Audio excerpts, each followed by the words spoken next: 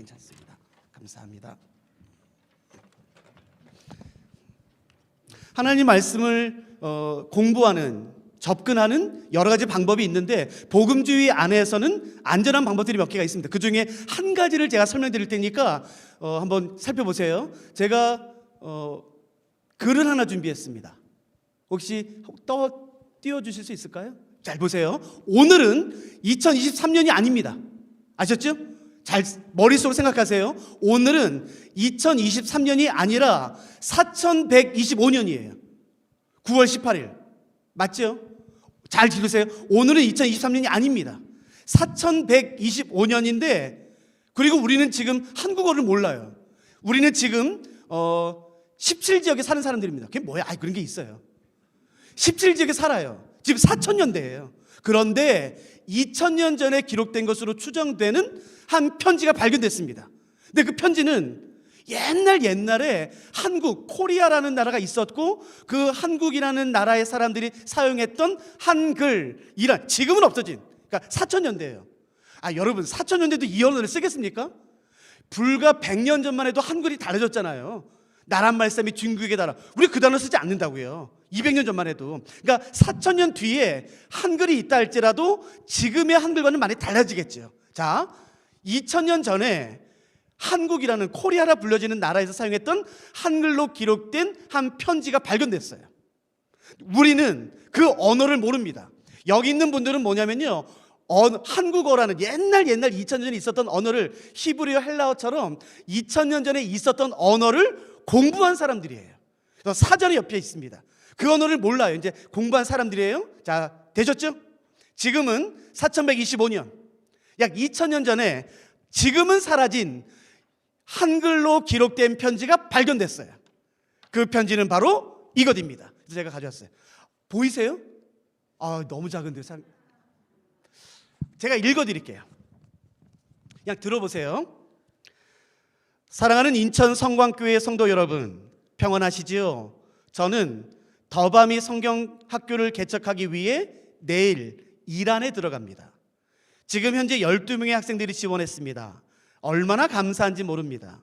지난 8.15 기념 예배 때 깊은 감동이 있었습니다. 그래서 학교 이름을 8.15 TBS라고 지었습니다. 이란에도 복음의 자유가 임하길 기도합니다. 올 봄 빌립보서 사경의 마지막 날 여러분이 헌금해 주신 귀한 연보로 인해 학생들에게 필요한 모든 도서를 다 구입할 수 있었습니다. 다시 한번 머리 숙여 감사의 인사를 전합니다. 참, 저는 이곳에서 카톡으로만 연락이 가능합니다. 그리고 내일부터 카톡으로 보내실 때 이란이 굉장한 위험한 곳이라 절대 기독교 단어를 사용하시면 안 됩니다. 지난번 말씀드린 것처럼 시옷, 기역, 디귿, 이응, 시옷, 니은으로 표현해 주시고 저는 반드시 사장이라고 불러주셔야 합니다. 다시 한번 절대 페북은 사용하시면 안 됩니다. 아셨죠? 남 목사님과 모든 성도님들 안에서 하나님의 은혜가 풍성하길 기도합니다. 알라뷰 주 안에서 한 몸 된 이주영 목사. 약간 좀 다른데요. 자, 이게 발견됐어요. 이해되셨어요? 여러분, 우리는 지금 4125년에 있고 이 편지는 2000년 전에 기록된 것이에요. 우리가 이 글을 읽을 때 이해가 될까요, 안 될까요? 될 리가 없죠. 근데 여러분, 지금 여러분에게는 이 편지를 읽는다면 이해가 되실까요, 안 되실까요?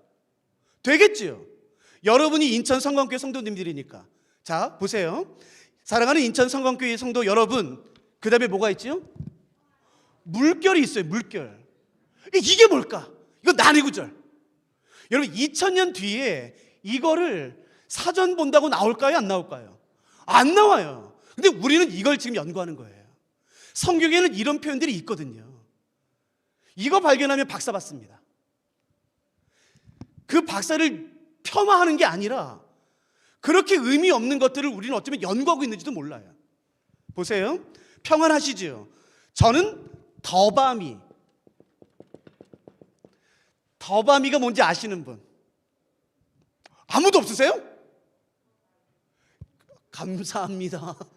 제가 지금 책임 맡고 있는 단체가 더 바이블 미니스트리인데요. 그 더 바이블 미니스트리를 요약해서 더밤이라 불러요. 그 왜 모르세요? 여러분 보세요. 여러분도 잘 모르는 거를 2000년 뒤에 한글도 모르는 사람이 이 단어의 표현을 알까요, 모를까요? 이거 신비스러운 단어. 그러니까 계시가 필요한. 우리가 그렇게 연구할 수도 있어요. 더 중요한 것은 뭐냐면은 더 바이블 미니스트리는 대답해 보세요. 영어일까요, 한글일까요? 영어잖아요. 그런데 왜 영어가 아니라 한글로 기록됐나요? 성경에는 히브리어인데 그 히브리어가 헬라어로 기록된 게 있어요. 그러니까 그 단어는 헬라어 사전에서 찾는다고 발견할 수 있을까요, 없을까요? 절대 없습니다. 어떤 것은 라틴어인데 헬라어로 기록됐어요. 사전에는 없어요. 그러니까 우리가 성경을 연구할 때에 모든 것을 다 알 수 있다라는 교만을 버려야 됩니다. 근데 우리는 자꾸 성경에 언급되지 않은 것을 알고 싶어 해요. 그러니까 이단에 빠지죠. 절대로 알 수 없는 것들이 있어요. 그런데 이단의 특징은 뭐냐면은 너 기존 교사 말해주지 않지? 여기 와봐. 내가 말해줄 수 있어. 기존 교사 왜 말해주지 않는지 아세요? 모르니까요. 그건 말하지 않으니까요. 그러니까 여러분 절대 속지 마세요. 이거는 절대로 알 수가 없다고요. 더밤이 성경학교를 개척하기 위해 내일 이란에 들어갑니다. 이란. 혹시 이란이 어딘지 아시죠? 여러분들은 아시겠지만 2000년 뒤에 4125년을 사는 사람이 그때는 이란 나라가 있을까요? 있을 리가 없습니다. 여러분 지금 1000년 전에 이 땅의 나라, 우리가 지금 있고 있는 이곳의 이름은 뭐였나요? 뭐였죠? 백제, 신라, 그 이전이잖아요. 여러분 이름이 바뀐다고요. 4000년에도 이란이라는 나라가 있을 리가 없다고요. 지금 현재 12명의 학생들이 지원했습니다. 얼마나 감사한지 모릅니다. 자, 이거예요. 이거 어떻게 읽을까요? 8.15 기념 예배 때. 이게 무슨 말일까요? 이게 신비스러운, 숫자에 대한 신비스러움. 이거 기도한다고 알겠습니까? 여러분 이게 무슨 의미일까요? 8.15가 8월 15일 광복절을 의미하겠죠. 그러니까 이란에도 복음의 자유가 임하길 원합니다 라는 말을 쓰겠지요. 그러니까 보세요. 2023년 한국에 사는 사람들에게 이 숫자는 상징이 아니에요. 공부할 필요가 없어요. 사전이 필요 없어요. 바로 이해할 수 있어요. 그러나 2000년 뒤에 한글을 모르는 사람이 이 숫자를 볼 때는요, 절대로 알 수가 없겠죠. 근데 우리는 666을 그냥 내 마음대로 해석해요. 바코드다. 그렇지 않아요. 실제로 요한계시록이 기록되었을 그 당시에는요, 우리가 8.15하면 8월 15일 하고 아는 것처럼 사도 요한 당시에는 666이라는 단어가 일반적으로 쓰였다고요. 공부하지 않아도 알 수 있게. 그거는 바코드가 아니에요. 절대로 아닙니다. 혹시 또 보세요. 참 저는 이곳에서 카톡으로만 연락이 가능합니다. 카톡은 뭘까요? 여러분 지금 아시죠? 자, 2000년 뒤에 사람이 카톡을 알까요? 모를까요? 당연히 모르죠. 내일부터 카톡을 하실 때 절대 기독교 단어를 사용하시면 안 됩니다. 이거요. 지난번 말씀드린 것처럼 이건 뭘까요?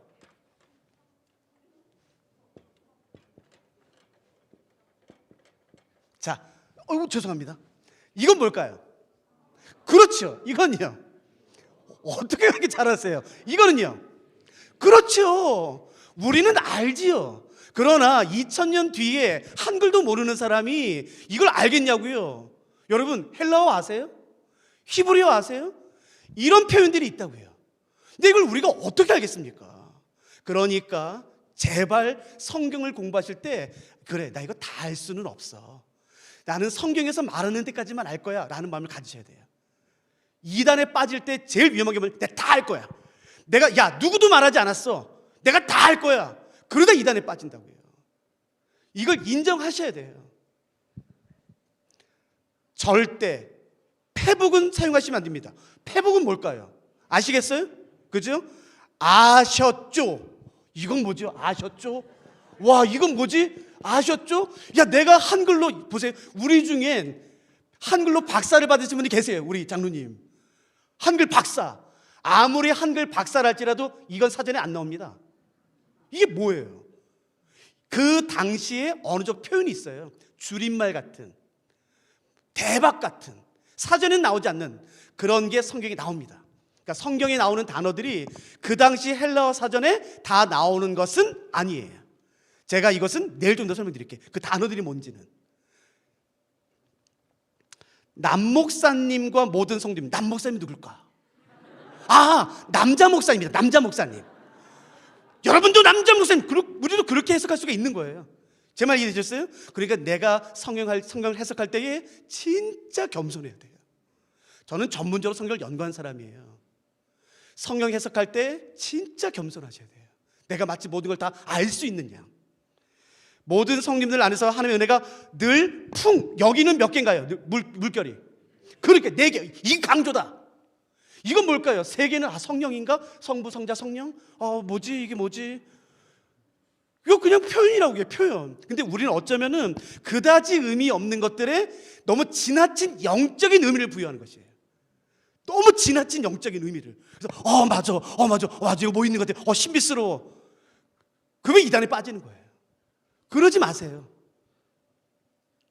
이해되시겠습니까? 잘 보세요. 그러니까 제가 이 편지를 가져온 이유는 이거예요. 2023년 오늘을 사는 사람에게 이 편지는 그다지 어렵지 않아요. 사전이 필요하지 않아요. 그냥 읽으면 돼요. 그러나 2000년 뒤에 사는 사람들은 이 편지를 볼 때에 바로 이해할 수가 없겠지요. 이해되셨나요? 그러므로 2000년 전에 기록된 신약성경, 4000년, 3000년 전에 기록된 구약성경을 지금 2023년 내 입장에서 바로 이해하면 될까요? 안 될까요? 안 됩니다, 여러분. 그러므로 성경을 해석하는 가장 안전한 방법은 뭐냐면은 각각의 성경이 기록되었던 그 당시로 돌아가는 것이에요. 그래서 혹시 작년에 저희가 로마서 하지 않았나요? 잊으셨어요? 로마서 기억나시죠? 그래서 제가 그때 첫째 날 한 게 뭐냐면은 로마서가 어떤 상황 가운데 기록되었고 사도 바울 당시 로마 교회가 어떤 분열 가운데 있었는지를 먼저 설명드리고 그 다음에 본문에 들어갔다고요. 마태복음도 그래야 돼요. 창세기도 그래야 돼요. 여호수아서도 그래야 돼요. 골로새서도 그래야 돼요. 그러니까 각각의 성경을 안전하게 건강하게 해석하는 방법 중에 하나는 뭐냐면은 그 성경이 처음 기록되었던 그 당시로 돌아가서 그 당시의 역사적 배경, 문화적 배경, 종교적 배경, 언어적 배경, 이 4가지를 공부하고 그 안에서 각각의 성경을 공부하면은 절대로 이단에 빠지지 않습니다. 그러니까 이 말을 했구나. 그러니까 이 표현을 썼구나 라고 금방 이해돼요. 근데 그걸 무시하면 왜곡되게 돼 있습니다. 그리고 본문을 훼손시키게 돼 있고 이단에 빠질 위험이 커지게 돼 있어요. 그러므로 우리는 그러니까 오늘부터 3일 동안 빌립보서를 살펴볼 텐데 어떤 방법을 할 거냐면요, 사도 바울이 빌립보서를 기록했을 당시 사도 바울은 어떤 상황이었나, 빌립보 교회는 어떤 상황이었는가를 먼저 살펴보고 그 안에서 본문을 살펴보려고 합니다. 그래서 제가 이 편지를 가져왔습니다. 혹시 이해되시겠습니까? 그러니까 이제 저희가 뭘 할 거냐면요, 사도 바울이 빌립보서를 기록했을 당시 바울의 상황 그리고 교회의 상황을 제가 먼저 풀어보겠습니다. 사실은 저자가 누군가, 수신자가 누군가, 기록 연대는 무엇인가, 기록 장소는 무엇인가, 역사적 배경은 무엇인가 다 살펴보면 좋겠지만 저는 학교에서 그거를 하는 사람인데 그건 저희가 할 수가 없어요. 그래서 딱 한 가지만 하겠습니다. 2가지인가요? 언제 기록했는가, 그리고 어디서 기록했는가를 성경 본문만 가지고 저희가 살펴보겠습니다. 잘 보세요. 사도 바울이 빌립보서를 기록했을 때, 그냥 저자는 사도 바울로 합니다. 사도 바울이 빌립보서를 기록했을 때 언제 기록했나, 그리고 어디에서 기록했는가. 사도 바울은 빌립보서를 기록했을 때 사도 바울인 자신이 빌립보 교회 성도들에게 편지를 보낸다고 밝힙니다. 저자와 수신자는 밝혀져 있어요. 그러나 무엇이 없냐면요, 언제 기록했는지, 어디서 기록했는지는 본문에 없습니다. 그럼 본문에 없으면은 우리는 모를까요? 오늘 설교 들어왔는데 괜히 공부하시니까 좀 약간 당황스러우세요? 아니요, 요까지만 해보세요. 자, 빌립보서에는 사도 바울이 언제 기록했는지 날짜가 안 나와요. 어디서 기록했는지 장소가 안 나와요. 그럼 우리는 모르나요? 아니에요. 나오지 않아도 어떻게 찾아내는지를 제가 알려드릴게요. 그래서 이것을 아시면 모든 성경에 다 적용할 수 있습니다. 자, 준비되셨죠? 제가 한번 살펴봐 드릴게요.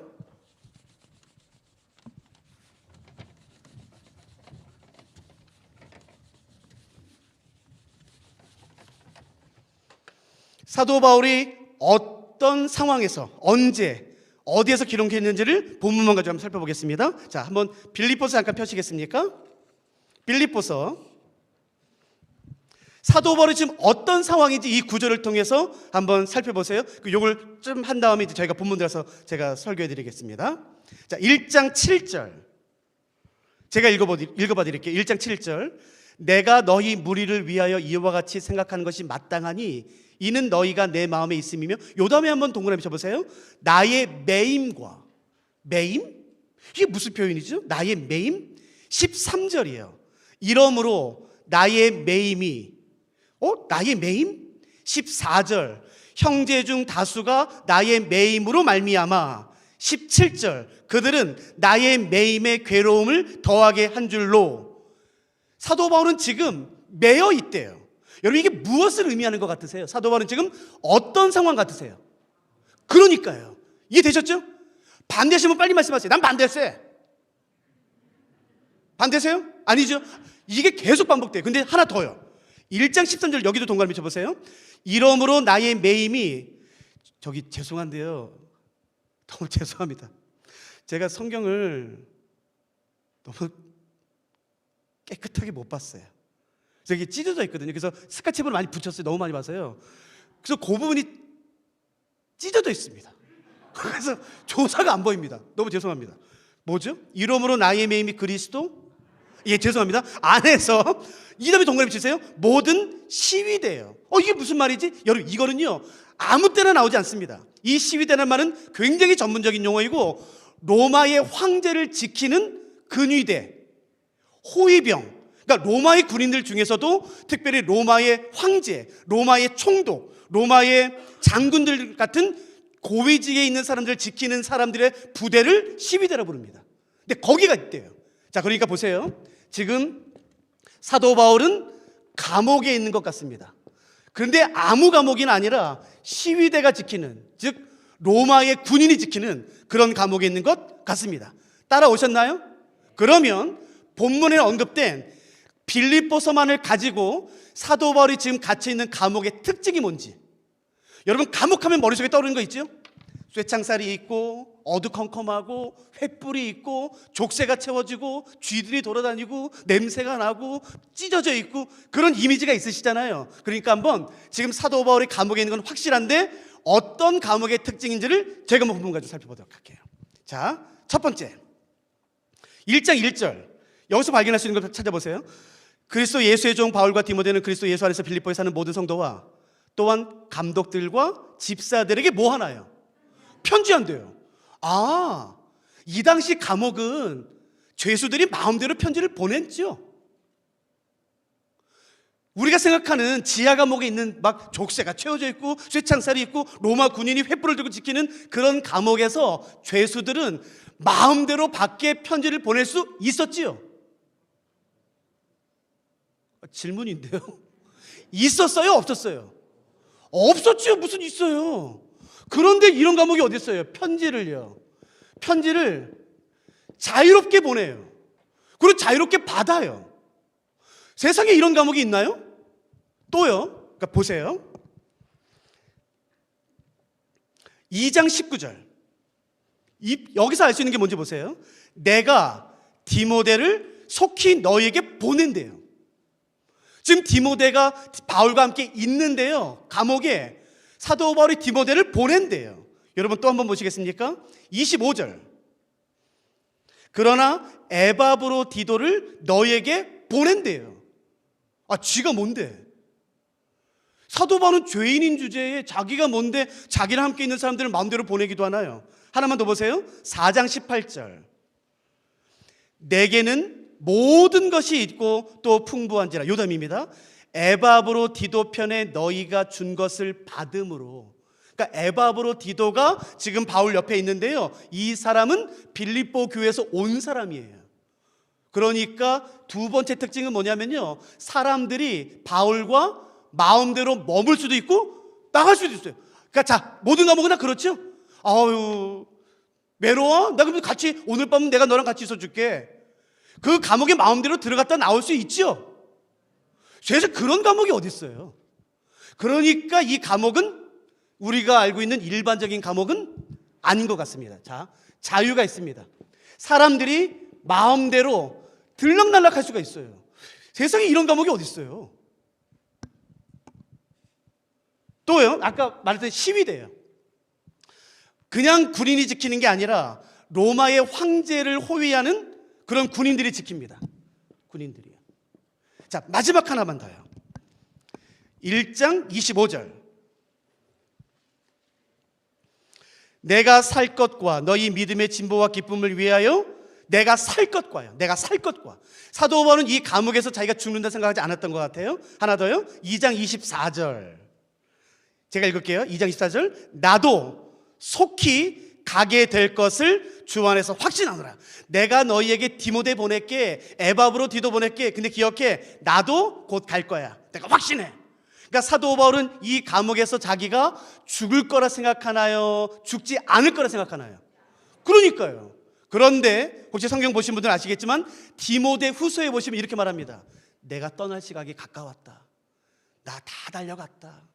이제 나를 위해 준비된 면류관이 예비되어 있다. 나 이제 끝났다 라고 말해요. 그런데 이 감옥은요, 나 살 거다. 나 풀려난다.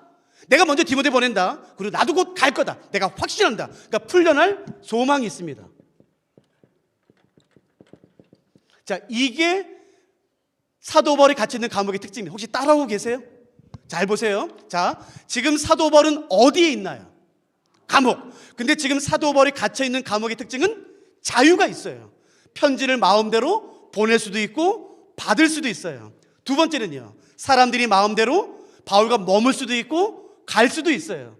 군인이 지키고 있어요.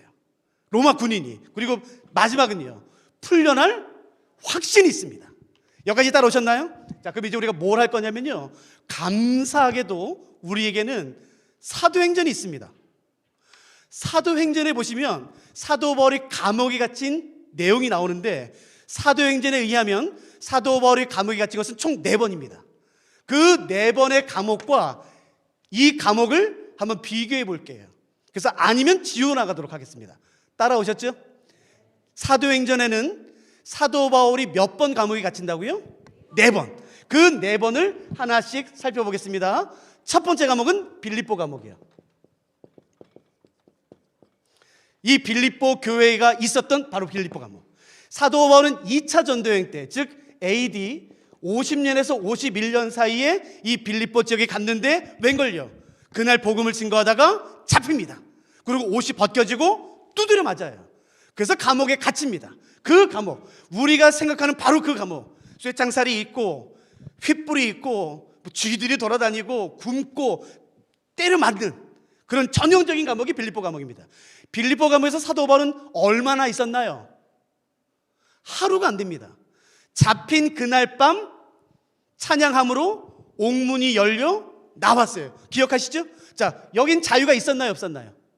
없었어요. 자, 그러면은 1번 빌립보 감옥과 이 감옥은 어떠세요? 같아요? 틀려요? 같아요? 어떻게 지울까요? 그러니까 반대시면 빨리 말. 반대세 나는. 나 또.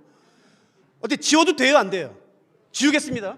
됐죠? 자, 두 번째 감옥은요, 사도 바울이 3차 전쟁을 마치고 예루살렘에 왔을 때에 아시아에서 온 어떤 유대인들이 사도 바울에게 거짓 고소로 누명을 씌워요.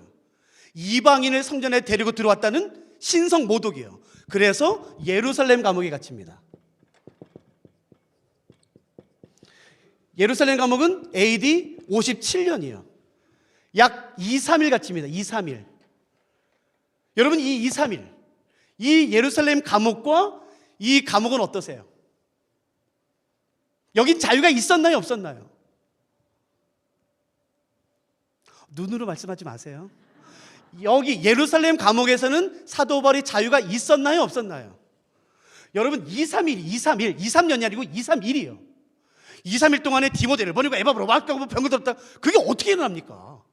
그러니까 빌립보서에 나와 있는 내용이 일어나기에는 시간이 너무 짧아요.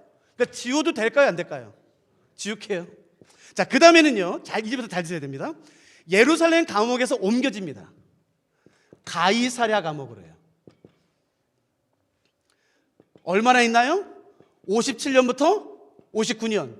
2년 있습니다. 2년. 근데 이 가이사랴 감옥의 특징을 한번 보시겠습니다. 이거 다 한번 찾아보세요. 사도행전 24장. 사도행전 24장. 가이사랴 감옥의 특징입니다. 사도행전 24장 23절. 제가 읽어드릴 테니까 밑줄 걸으세요. 따라하고 계시나요? 제가 읽겠습니다. 사도행전 24장 23절. 백부장에게 명하여 바울을 지키되 자유를 주고 그의 친구들이 그를 돌보아 주는 것을 금하지 말라. 자유가 있었나요? 없었나요? 있었네요. 친구들이 바울과 함께 머물 수 있었나요? 없었나요? 있었어요. 자, 그러면 가이사랴의 감옥과 이 감옥은요? 웃지 마세요. 대답해 주세요. 자, 가이사랴 감옥과 지금 저희가 살펴본 이 빌립보스의 감옥은 같아요, 틀려요? 같아요. 자, 그러면은 우리는 이것을 가이사랴 감옥으로 할까요? 그러면 기록 연대는 57년부터 59년이 됩니다. 어떻게 결론 내릴까요? 반대하실 분 없으세요? 반대하실 분 있어야 되는데요. 왜? 잘 보세요. 가이사랴 감옥의 특징과 빌립보스에 나오는 감옥의 특징이 다 똑같습니다. 근데 한 가지가 완전히 다릅니다. 한 가지가 완전히.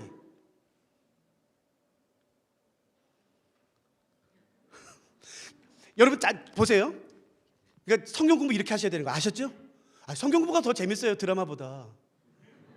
자, 빌립보스에 나타난 감옥의 특징은요, 자유가 있었어요.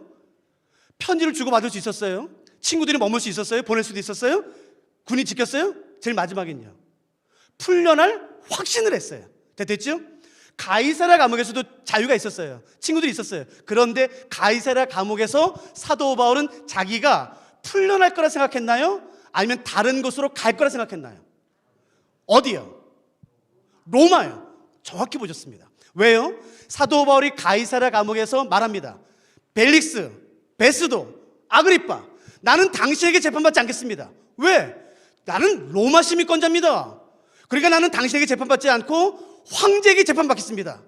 그래서 뭐라고 말하냐면요, 벨릭스, 베스도, 아그리빠가 아이 사도 바울, 만일 당신이 로마 황제에게 상소하지 않았다라면 지금 풀려날 텐데 당신이 상소했으니까 당신은 이제 로마로 갈 겁니다 라고 말했다고요. 그러니까 가이사랴에 있을 때 사도 바울은 자기가 풀려날 거라 생각했을까요? 로마로 갈 거라 생각했을까요? 그렇죠. 그러니까 맞아요, 틀려요? 틀립니다. 그러니까 속으시면 안 돼요. 여기서 모든 게 다 똑같지만 딱 한 가지가 틀려요. 마지막은 로마 감옥입니다. 로마 감옥은 AD 60년에서 62년까지 있었습니다. 로마 감옥의 특징은 어땠는지 한번 보시겠습니다. 사도행전 28장. 혹시 따라하고 계시나요? 예. 사도행전 28장. 자, 16절. 제가 한번 빨리 읽어드리겠습니다. 사도행전 28장 16절. 우리가 로마에 들어가니 바울에게는 자기를 지키는 한 군인과 함께 따로 있게 허락하더라. 이게 무슨 감옥이에요? 잘 보세요. 사흘 후에 바울이 유대인 중 높은 사람을 청해요. 그래서 사람들이 와요. 23절 보세요. 23절. 사람들이죠. 그들이 날짜를 정하고 그가 유숙하는 집에 오니 바울이 아침부터 저녁까지 강론해요. 사람들이 바울이 갇혀있는 곳에 마음대로 자기들이 와요. 자, 마지막이에요. 30절. 제가 읽겠습니다. 바울이 온 이태를, 이태라는 말은 한문으로 2년이라는 뜻이죠. 온 이태를 어디에 머무나요? 자기 셋집에 머물면서 자기에게 오는 사람을 다 영접합니다. 이 셋집은 오늘날의 법정용어로 바꾼다면 가택연금입니다. 가택연금. 그러니까 우리가 생각하는 쇠창살이 있는 감옥에 갇혀 있는 것이 아니라 이 마지막 로마 감옥은 가택연금이에요. 내가 집을 구해서 그 집 안에서는 마음대로 할 수 있지만 집 밖으로는 나오지 못하는 상태가 마지막 로마 감옥입니다. 자, 그렇다면 마지막 로마 감옥의 상황과 이 감옥의 상황은 어떤가요? 똑같습니다. 그러니까 우리가 어떻게 결론을 내릴 거냐면요, 빌립보서에 나와 있는 사도 바울이 나 지금 매였어, 나 지금 매였어, 나 지금 갇혔어 라고 말하는 감옥은 4개 중에 로마 감옥으로 하겠습니다. 이해되셨나요? 그러면은 기록 연내는 어떻게 되냐면은 60년에서 62년이 됩니다. 우리가 지금 무슨 신학 사전을 찾아봤나요? 히브리 헬라를 봤나요? 아니요. 성경만 가지고 했습니다. 그러니까 여러분, 성경을 더 가까이 보세요. 그러니까 이렇게 성경을 가지고 성경을 풀기 시작하면은 절대 이단에 빠지지 않아요. 그러니까 이상한 것 가지고 자꾸 계시 받았다, 그러니까 이단에 빠지는 거겠죠. 자, 그럼 저희가 결론 내리겠습니다. 사도 바울은 이 빌립보서를 어디에서 기록했냐면요, 로마 감옥에서 기록했습니다. 60년에서 62년 사이에. 이때가 언제였는지를 제가 이제 설명드릴 테니까 들어보세요. 사도 바울은 혹시 여기까지 이해가 되세요?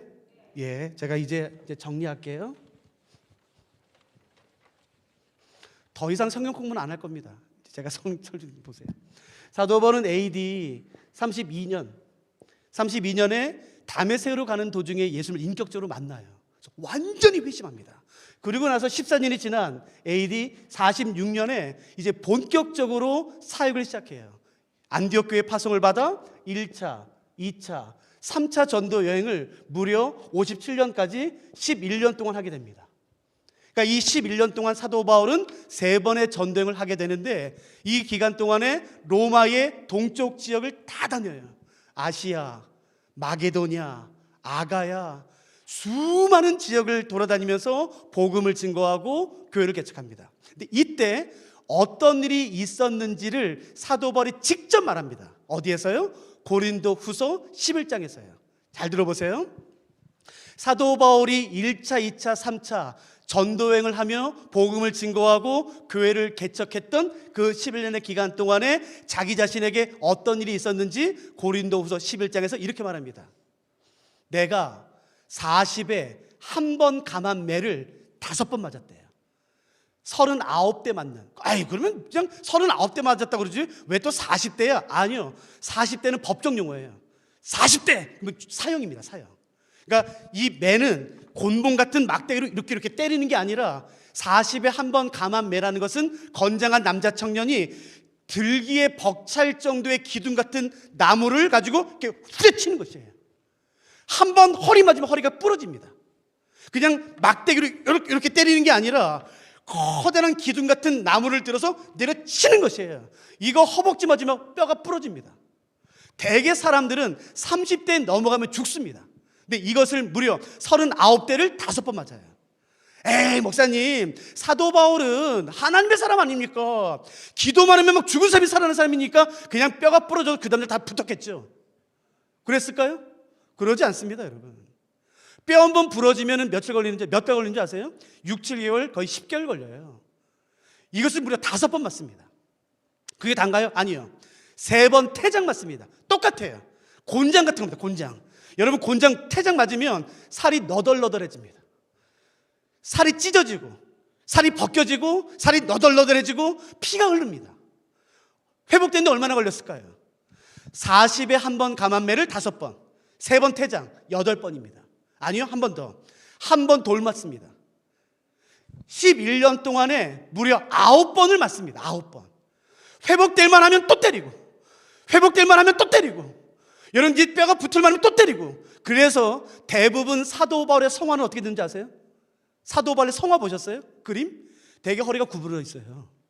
그리고 다리를 이렇게 질질 끌고 다니는데, 다리를 질질이요. 여러분, 그러면서도 복음 증거한 것이에요. 이게 단가요? 아니요. 고린도서 11장에 보시면 잘 들어보세요. 배가 3번이나 파손합니다. 배가. 오늘날로 말하면 비행기가 3번 떨어진 거예요. 제가 1년에 비행기를 150번 타요. 내일도 타야 돼요, 아침에. 제가 고소공포증이 있어요. 한번 이렇게 이게 바람 만나면요, 심장이 툭 떨어져요. 타기 싫어요. 근데 여러분, 배가 3번이나 파손했어요. 얼마나 두려웠겠습니까? 강도의 위험, 동족 유대인의 위험, 이방인의 위험, 바다의 위험, 못 먹고 못 자고 헐벗고 춥고 배고프고. 그러니까 사도 바울이 복음을 증거하며 교회를 세웠던 이 11년의 기간 동안에 사도 바울은 처참한 삶을 살았어요. 화려할 것 같았죠? 아니요. 사도 바울이 기도하면 병이 난 건 사실이에요. 그러나 정작 복음을 증거했던 사도 바울 개인의 삶은 처참하고 비참했습니다. 맨날 깨졌어요. 두드려 맞았어요. 뼈가 부러졌어요. 아파요. 여러분, 뼈 부러지면 아파요. 오늘날이야 수술하지만 이 당시엔 그게 없지 않습니까? 그 부러진 팔, 다리, 깨어진 머리를 질질 계속 다니는 거래요. 이렇게 해요. 그런데 웬걸요? 3차 전쟁을 마치고 이제 그동안의 모든 전쟁을 보고하기 위해 예루살렘에 와요. 근데 그때 아시아에서 온 어떤 유대인들이 사도 바울을, 어이, 저 사도 바울이다. 그래서 거짓 고소겁니다. 저기 내가 봤어. 저 사도 바울이, 저 바울이 이방인 드로비모를 성전 안으로 데리고 들어와서 성전을 더럽혔어. 이 당시 성전이 있으면 여기 돌이 있었습니다. 약 1.5m 되는 높이의 돌이 중간중간에 있었습니다. 그 돌에는 뭐가 써있었냐면은 어느 이방인이라도 이 돌을 넘어 성전 안으로 들어오는 즉시 죽일지니라. 이방인은 돌을 안으로 넘어올 수 없었어요. 근데 바울이 이방인 드로비모를 데리고 성전 안으로 데리고 들어왔다는 것이, 그래서 성전을 더럽혔다는 것이 완전 거짓말. 그래서 말씀드렸던 예루살렘 감옥에 2, 3일 갇힙니다. 그리고 나서는 총독에 있었던 가이사라, 벨릭스, 베스도, 아그리빠가 있었던 가이사라 감옥으로 옮겨서 무려 2년 있습니다. 그리고 2년 있다가 사도 바울은 로마 감옥으로 다시 또 옮겨서 2년, 즉 4년 동안 투옥됩니다. 하나님 이러시면 안 되는 거 아닙니까? 지난 11년 동안 두드려 맞으면서 복음 증거했어요. 개처럼이에요. 하나님 이러시면 안 되는 것 아닙니까? 어떻게 하나님이 사도 바울이 이럴 수 있어요? 해도 정도껏 해야지. 그 11년 동안 두드려 맞고 뼈가 부러지면서까지 복음 증거하고 교회를 개척했으면 여러분 예루살렘에 왔을 때 적어도 한 달은 쉬게 하셔야죠. 따뜻한 밥 먹고 따뜻한 이부자리에서 쉴 수 있도록 하셔야죠. 아니요. 바로 잡힙니다. 그 마음에 얼마나 원망이 있었겠습니까? 얼마나 섭섭함이 있었겠습니까? 뭐냐 하나님 이거. 내가 뭘 잘못했냐. 근데 잘 보세요. 근데 이때 사도 바울이 기억나시죠? 로마 감옥은 가택연금이에요. 정확한 기록 문헌에 의하면 이 당시 로마의 감옥에 갇힌 죄수들에게는 적절한 음식을 주진 않습니다. 무슨 말인지 아세요? 내가 스스로 음식을 구해야 돼요. 밖에서 그 음식을 주지 않으면 굶습니다. 사도 바울 로마에 아는 사람 거의 없어요. 이 셋집 월세는 누가 내나요? 사도 바울이 내야 돼요. 재정의 압박. 여러분 지난 11년 동안 사도 바울은 어떻게 복음을 전할 때 재정을 충당했는지 아세요? 자기가 일하면서 텐트를 만들면서 재정을 충당했어요. 근데 여긴요, 지금 못 나갑니다. 텐트 못 만듭니다. 지금 갇혀 있어요. 재정의 압박. 당장 월세 내야 돼요. 돈이 없어요. 그리고 더군다나 사도 바울 자신에 대한 수치스러운 소문이 듭니다. 야, 이제 바울 갇혔댄다. 에이, 곧 풀려나. 걔는 바울 잘못 없어. 여러분, 바울이 마지막 3차 전도행 때 예루살렘에 올 때 한 게 뭐냐면은 그때 전국의 로마 제국에 기근이 있어서 마게도냐와 아가야로부터 헌금을 받아 예루살렘 교회에 전달합니다. 돈을 가지고 와요. 근데 재밌죠? 오자마자 잡혀요. 응? 돈 저거 어떻게 한 거 아니야? 에이야, 사도 바울이야. 사도 바울이 그럴 리가 없잖아. 근데 웬걸요? 사도 바울이 돈 가지고 예루살렘 오자마자 잡혀요. 야, 곧 풀려나. 아니요. 1년, 3년, 무려 4년 있습니다. 사람들이 말해요. 야, 진짜 했나 보다, 횡령. 사도 바울에 대한 수치스러운 소문이 돌아요. 그때 사도 바울이 로마 감옥에 있을 때 기록한 편지가 빌립보서입니다. 그 빌립보에서 사도 바울이 이렇게 말합니다. 빌립보 교회 성도들이여, 기뻐하십시오. 내가 다시 말하노니 기뻐하십시오. 주 안에서 기뻐하십시오. 4장 4절 보세요. 그러니까 이 말이 어떤 상황에서 나왔는지를 아셔야 되는 것이에요. 빌립보서 4장 4절. 제가 한번 읽어볼까요? 4장 4절. 주 안에서 항상 기뻐하라. 내가 다시 말하노니 기뻐하라. 여러분 3장 1절도 보세요. 3장 1절. 끝으로 나의 형제들아 주 안에서 기뻐하라. 여러분 어떻게 그럴 수 있습니까? 사도 바울이 어떻게 그럴 수 있습니까? 여러분 4장 10절 한번 보시겠습니까? 4장 10절. 내가 주 안에서 크게 기뻐함은. 너무나 아이러니한 것은 뭐냐면은 감옥 안에 있는 사람이 감옥 밖에 있는 사람에게 권면해요. 감옥 안에 있는 사람이 감옥 밖에 있는 사람에게 기뻐하라고 말해요. 위로. 이건 우리의 상식과 다른 거 아닌가요? 누가 누구를 위로하나요? 감옥 밖에 있는 사람이 억울한 누명을 쓰고 감옥 안에 있는 사람에게 혀를 차면서 위로하는 거예요. 에휴, 재수없이 또 너한테 이런 일이 일어나냐? 하나님도 무심하시지. 어떻게 너한테 이런 일이 일어나냐? 하나님도 참 무심하시지. 감옥 밖에 있는 사람이 감옥 안에 있는 사람을 위로하는 게 상식입니다. 그런데 빌립보서는요, 이 상식을 완전히 뒤집어 엎는 것이에요.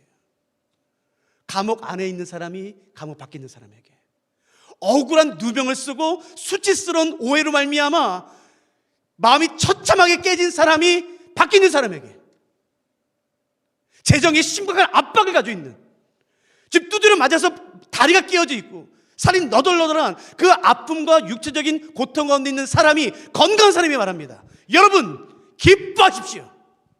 그러니까 이게 궁금한 거예요. 도대체 어떻게 사도 바울은 이런 상황에서 기뻐할 수 있냐는 거예요. 어떻게?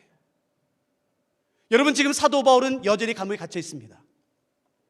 풀려났기 때문에 기뻐하라는 게 아닌 것이에요. 자신의 문제가 해결됐기 때문에 기뻐하라는 게 아닌 것이에요. 여전히 문제 가운데 있어요. 여전히 아파요. 뼈가 부러져 있어요. 여전히 수치스러운 소문이 들려요. 그런데 말합니다. 여러분 기뻐하십시오. 내가 크게 기뻐합니다. 4장에 말해요. 나와 함께 기뻐하십시다. 부럽지 않으세요? 여러분 이 비밀이 궁금하지 않으세요? 사도 바울은 이 빌립보에서, 이 감옥에서 빌립보 교회를 향해 기뻐하라고 말하는 것이에요. 그 비밀이 담겨있는 성경이 빌립보서입니다. 그런데 그 비밀의 근원은 우리가 생각하는 것과 완전히 달라요. 문제가 해결됐기 때문이 아닌 것이에요. 내 소원이 이루어졌기 때문이 아닌 것이에요. 너무나 아이러니하게 사도 바울이 기뻐하는 이유가 1장에 나와 있는데 한번 잠깐 보시겠습니까? 그 이유가 뭔지.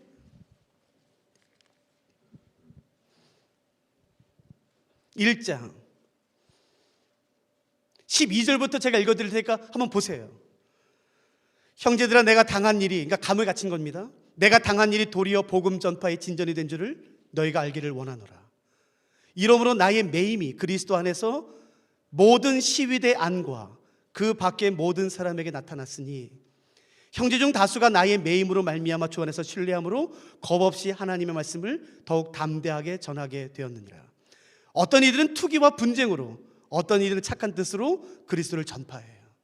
사도 바울은 자기가 갇힌 것으로 감사해요. 자기가 풀려난 것으로 인해서 감사하는 게 아니라 아이러니하게도 내가 갇혀서 감사돼요. 왜냐하면은 내가 갇혀서 니들 아니? 내가 갇혀서 이제 내가 못하니까 가만히 있던 성도들이 일어나서 복음을 증거하기 시작하는 거야. 아니 어떤 사람은 시기와 분쟁으로 내 사역을 뺏어가려고 잘됐다 이제 사도 바울 못하니까 감옥에 갇혔으니까 내 그 사역 뺏어가야지. 사도 바울의 사역을 뺏어가려고 하는 투기와 시기와 분쟁으로 복음을 증거해요. 오히려 자기가 갇히자 이전보다 더 많이 복음이 증거되고 있는 것이에요. 그래서 사도 바울이 기뻐합니다. 이게 말이 됩니까? 자기는 갇혀 있는데. 사도 바울이 기뻐하는 이유가 만약 이거라면, 그렇지? 내가 없으니까 안 되지? 내가 감옥에 갇히니까 니네 아무것도 안 되지? 에이 겉봐, 내가 기뻐한다 라고 말했으면 그게 말이 다르다고요. 사도 바울은 지금 갇혀있는 상황인데 오히려 자기가 갇혀있는 상황으로 말미암아 아이고 우리 사도 바울 갇혔어, 이제 복음 못 증거하는데 내가 증거해야 되겠다. 성들이 일어나서 복음을 증거하는 것이에요. 어떤 사람들은 바르지 않은 동기로, 야 잘됐다 내가 사도 바울 사역 빼앗아야지, 내 저교회 빼앗아야지. 그래서 바르지 않은 불순한 동기로 복음을 증거해요. 근데 사도 말합니다. 난 상관없다.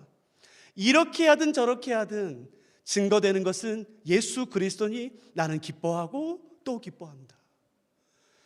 저는 이 본문을 볼 때마다 어떤 단어가 생각나면요, 그냥 기쁨이 아니라 순전한 기쁨이에요. 깨끗한 기쁨. 죄송해요, 한 번만 양해하고 들어주세요. 제가 목사님들 많이 만나요. 어떤 목사님들은, 어떤 사역자, 어떤 선교사님들은 말합니다. 주의 복음이 땅끝에 증거되는 게 내 비전입니다. 예수 그리스도의 복음이 증거되는 게 내 비전입니다. 근데 정말로 그 지역에서 복음이 증거되고 있어요. 근데 힘들어해요. 왠 줄 아세요? 그 일이 내가 아니라 다른 사람을 통해서 이루어지기 때문에요. 왜 이 사역이, 이 부흥이 내가 아니라, 내 교회가 아니라, 내 사역이 아니라 저 사람이야. 왜 저 교회?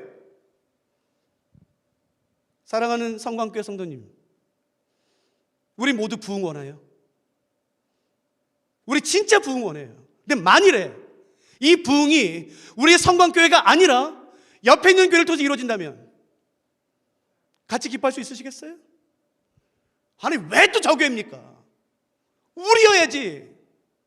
근데 진짜 사도 바울은 진짜 말 그대로 복음이 증거된 걸 기뻐하는 사람이에요. 이 당시에 수많은 사람이 말해요. 나는 복음이 증거되는 게 내 꿈입니다. 나는 복음이 증거되는 게 내 소원입니다. 다 말해요. 그런데 진짜 복음이 증거되자 화가 나요. 분노가 치밀어 올라요. 왜요? 왜 내가 아니라 사도 바울이야? 왜 내가 아니라 저 사람이야? 왜 내가 아니라 저 교회야? 그 시기심이에요. 근데 사도 바울은 이 빌립보서에서 이 사람의 민낯이 드러납니다. 감옥에 갇히자 진짜 바울의 본심이 드러났어요. 사도 바울 힘들지 않습니까? 아이고 무슨 말이냐? 나 진짜 기쁘다. 왜? 야, 말이 되냐? 내가 갇힌 것 때문에 복음이 더 많이 증거되고 있잖아. 이 사람들은 진짜 좋은 의미로, 이 사람들도 괜찮아. 바른 동기는 아니지만, 바른 이유는 아니지만 그래도 예수 그리스도 복음이 증거되잖아. 아니요, 그 다음에 이렇게 말합니다. 나는 내가 갇혀서 진짜 감사해. 미쳤냐? 아니야. 나는 내가 지금 감옥에 갇혀서 진짜 기뻐. 왜? 내가, 잘 들어보세요, 내가 일상생활을 살았더라면 절대로 만날 수 없었던 사람을 내가 여기서 만났다. 내가 어떻게 일상생활에서 로마의 총독 벨릭스, 베스도, 아그리빠 같은 그런 왕족과 귀족을 만나냐, 총독을. 내가 감옥에 갇히니까 그 사람 만났다. 그리고 내가 그 사람에게 복음 증거했다. 내가 일상생활이라면 어떻게 로마의 황제를 지키는 그 시위대 사람들을 만날 수 있냐? 내가 갇히니까 내가 오히려 그 사람에게 복음을 증거할 수 있다. 내가 그 사람들을 만나서 복음을 증거하는 것이 꿈이었는데, 소망이었는데 드디어 갇혀서 복음 증거할 수 있다는 거죠. 이게 말이 되나요? 빌립보서는 사도 바울의 민낯을 드러내요. 사도 바울이 진짜 어떤 사람인지. 아주 이렇게 해요. 하나님이 왜 사도 바울을 기뻐하셨는지요. 하나님 앞에서 내 마음 못 속입니다. 하나님, 나는 진짜 예수 그리스도의 복음이 땅까지 증거되는 게 내 꿈입니다. 거짓말입니다. 그 다음에 하나 더 붙여야 돼요. 그거는 나를 통해서. 사람에게 칭찬받고 영광받는 것은 나를 통해서. 저 사람 안 됩니다. 저 사람 안 됩니다.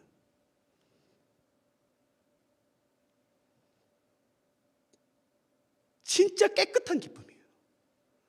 여러분, 사도 바울 속에 있는 이 깨끗한 기쁨을, 이 순전한 마음을 하나님이 보셨을 때 얼마나 기쁘셨겠습니까? 넌 어떻게 그럴 수 있니, 바울아? 넌 어떻게 시기가 안 생기니? 예수님 상관없습니다. 하나님이 사도 바울 보셨을 때 얼마나 기쁘셨을까? 그런데 하나님이 이 기쁨을 가지셨던 구약이 있습니다. 누군지 아세요? 다윗입니다. 잘 들어보세요. 사도행전 13장에 보시면 하나님이 이렇게 말씀했어요. 내가 이새의 아들 다윗을 만나니 내 마음에 합한지라. 합하다라는 말은요, 하나님 마음에 딱 맞아 떨어진다는 것이에요. 딱 맞아 떨어진다. 근데 너무 기쁘다. 그래서 내가 다윗을 이스라엘 왕으로 세웠어. 제가 질문 들어보니까 한번 대답해 보세요. 생각하시고. 그러면 하나님이 다윗을 이스라엘의 왕으로 세우셨을 때는 언제였을까요? 하나님이 다윗을 이스라엘 왕으로 세우기로 마음에 결정하셨을 때는 언제였을까요? 1번 골리앗과 싸워 이겼을 때, 2번 주변에 블레셋과 모압과 암몬을 쳐서 대승을 거뒀을 때. 3번, 하나님을 예배했을 때. 언제였을까요? 혹시 아세요? 성경에 나옵니다. 그러니까 잘 보세요. 시편 78편. 혹시 펜이 있으신 분은 이 펜을 가지고 여기 한번 밑줄을 그어보세요. 시편 78편입니다. 70절부터 읽어드릴 테니까 눈여겨보셔야 됩니다. 성경에서 여기밖에 말하지 않습니다. 시편 78편 70절부터 제가 읽겠습니다. 또 그의 종 다윗을 택하시되 양의 우리에서 취하시며 젖 양을 지키는 중에서 그들을 이끌어내사 그의 백성인 야곱, 그의 소유인 이스라엘을 기르게 하셨더니. 하나님이 다윗을 이스라엘 왕으로 세우려 결정하셨을 때는 다윗이 무엇을 할 때인가요? 양칠 때. 그게 왜 중요하죠? 잘 들어보세요. 이스라엘은 계급사회였었어요. 한국 옛날에 조선시대처럼요. 이스라엘 계급사회에서 한국의 천민 중에 천민, 망나니 같은, 백정 같은 가장 밑에 있는 사람이 목동입니다. 그래서 이스라엘 법에 의하면 목동은 법정에서도 법적인 효력이 없습니다. 세상에서 제일 천하고 천한, 이스라엘에서 가장 미천한 사람이 목동입니다. 그래서 여러분 기억나세요? 사무엘이 이새의 집에 갔을 때 말하죠. 당신의 아들을 다 데리고 오십시오. 하나님이 이 중에서 왕 세울 사람이 있습니다. 그래서 아버지 이새가 아들 다 데리고 와요. 다윗이 없습니다. 근데 이새가 뭐라고 말하나요? 다 왔습니다. 그때 사무엘이 말해요. 진짜 답니까? 여긴 없는데? 근데 이새가 말하죠. 한 명이 있긴 있습니다. 근데 이렇게 말합니다. 걔는 양치는 애예요. 그 자식은 가치 없는 애, 쓰레기는 쓰레기. 그러니까 아버지에게도 인정받지 못했던 사람입니다. 사람들에게도 집중받지 못했던 사람이 다윗입니다. 목동은 이스라엘에서 가장 하찮은 사람, 천하디 천하. 이스라엘에서 자식이 하나님, 내 아들이 유명한 목동 되게 해주시옵소서, 그렇게 기도하는 사람 아무도 없어요. 다윗이 그런 사람입니다. 근데 그때 하나님이 다윗을 결정하세요. 왜요? 이 다음 구절 때문에요. 잘 들으세요. 하나님이 다윗이 양을 칠 때 이거 하나 보시고 다윗을 이스라엘 왕으로 결정하십니다. 72절. 이에 그가 그들을, 양이죠, 자기 마음의 완전함으로 기르고 그의 손에 능숙함으로 그들을 지도하였도다. 여러분 여기에 마음의 완전함에 한번 동그라미 쳐보시겠습니까? 완전함. 이 완전함은 정직함으로 번역이 되고 이전 성경에는 성실함 혹은 신실함으로 번역된 것이에요. 하나님이 다윗이 양을 칠 때 보셨는데 두 가지. 하나는 마음의 완전함, 두 번째는 손의 능숙함. 이게 두 개 더 저희가 다 살펴볼 수 없고 하나만 살펴볼게요. 마음의 완전함이에요. 이것은 정직함 혹은 신실함, 성실함으로 번역되는 단어인데 적절하지 않습니다. 잘 들으세요. 이 단어로 번역된 히브리어는 톰이라는 단어예요. 톰이에요.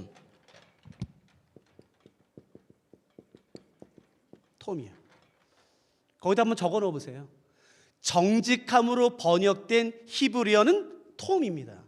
하나님이 이거 보고 얘 괜찮다, 얘를 이스라엘 왕으로 세워야겠다라고 결정하세요. 그럼 도대체 이게 뭘까요? 이것은 잘 들으세요. 정직함, 성실함, 신실함으로 번역이 돼요. 히브리 사전을 찾아보시면. 근데 제가 이해가 잘 안 되더라고요. 세상에 정직한 사람이 얼마나 많아요. 세상에 신실한 사람이 얼마나 많습니까? 이게 뭐 대단하다고. 근데 제가 영국에서 성경 공부했었거든요. 성경 학교를 다 마치고 감사하게도 제가 공부했던 곳에서 가르칠 수 있는 기회를 주셨어요. 그래서 제가 영국에서 성경을 가르치다 왔는데 감사하게 제 학생 중에 유대인이 입학했어요. 저는 히브리어를 그냥 끄적끄적 하는 정도예요. 잘 몰라요. 근데 유대인들은 히브리어를 쓰고 말하는 사람이잖아요. 그래서 야, 잘 됐다. 너 유대인이야? 예. 너 히브리어? 당연하죠.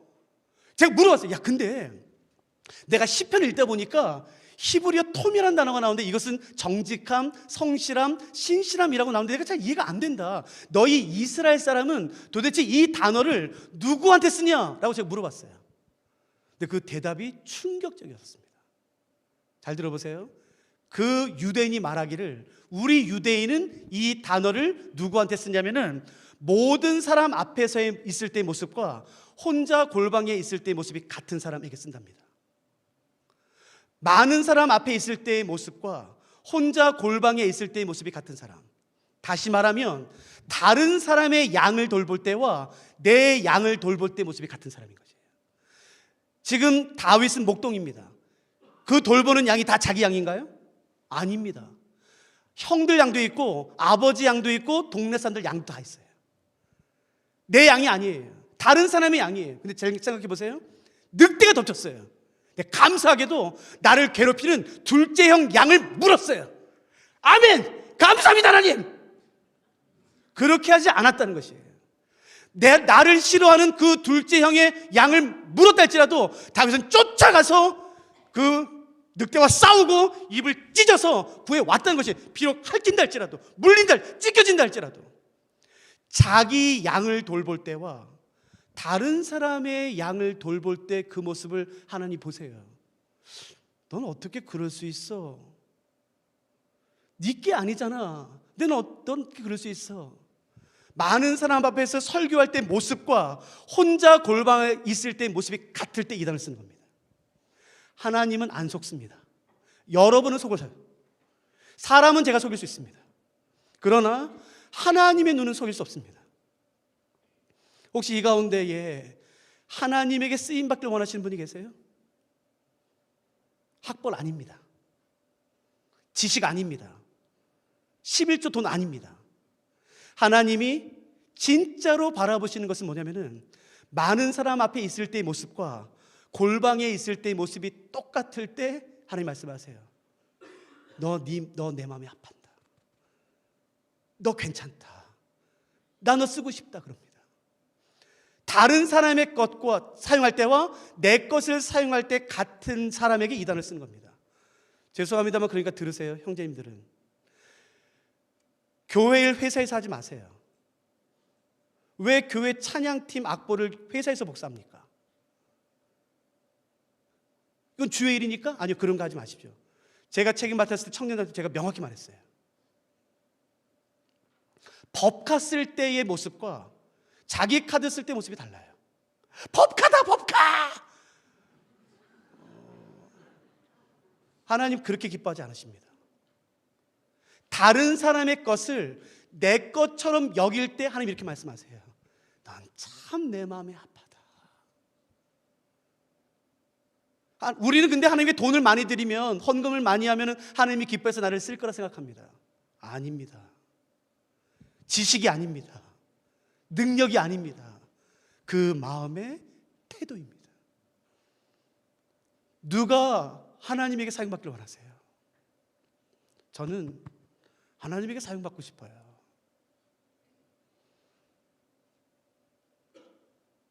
가끔씩 아는 한 권사님들, 장로님한테 문자가 와요. 목사님, 제가 목사님에서 기도합니다. 목사님 불의 종 되게 해달라고. 저 혹시 땀 많은 거 아세요? 지금도 막 땀. 근데 가뜩이나 불의 종 되면요, 저 죽습니다. 저는 지금까지 단 한 번도, 저희 부모님도 불의 종 되게 해달라고 기도한 적 단 한 번도 없어요. 그건 제 소원도 아니에요. 그런 기도하지 마세요. 불의 종 되고 싶은 마음 조금도 없어요. 그러나 순전한 사람은 되고 싶어요. 깨끗한 사람, 사람들 앞에서 설교할 때 모습과 혼자 골방에 있을 때 모습이 같은 사람은 되고 싶어요. 그게 제 유일한 싸움이에요. 여러분, 이 마음이 다윗에게 있었고 바울에게 있었습니다. 만일 하나님이 이 마음을 나에게서 발견하신다면 기대하세요. 하나님이 나를 사용하실 겁니다. 하나님, 나는 대학도 잘 못 나왔어. 지방대 나왔어. 전문대 나왔어 옛날에.